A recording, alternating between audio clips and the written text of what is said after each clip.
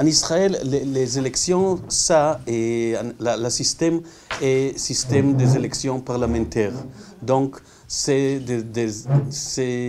sont les élections pour notre Knesset, pour notre Parlement, qui a 120 députés.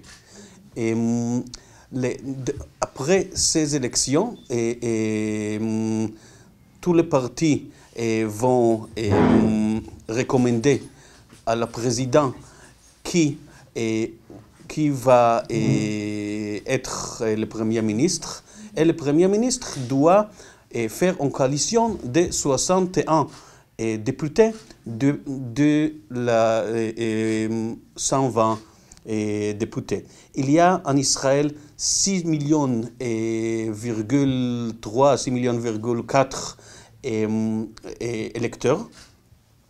Et ici, dans les ambassades, il y a 800 électeurs dans les ambassades et les consulats israéliens à l'étranger. Et il y a 40, il y avait 41 partis le matin. Maintenant, il y a 40 partis qui couraient aux élections parce qu'un parti était, depuis le matin, était retraité de l'élection. Et c'est le système, on va, la Knesset même, le Parlement, le nouveau Parlement qui soit élu, et voter pour le Premier ministre, pour le gouvernement prochain. Et dans notre système, et parce que c'est un système parlementaire, et il y a beaucoup de partis. Et il y a plus de 40 partis qui courent. Et tous les partis, tous les petits partis, il n'y a pas de limitation. Chacun, ou chacun peut fonder un parti.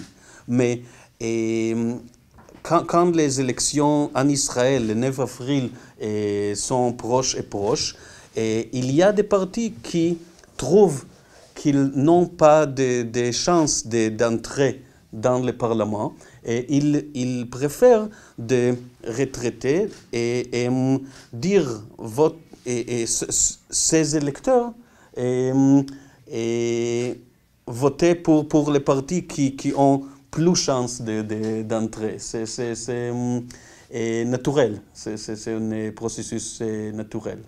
Parce que si on vote pour un parti qui ne transverse pas les 3% des électeurs, et le vote va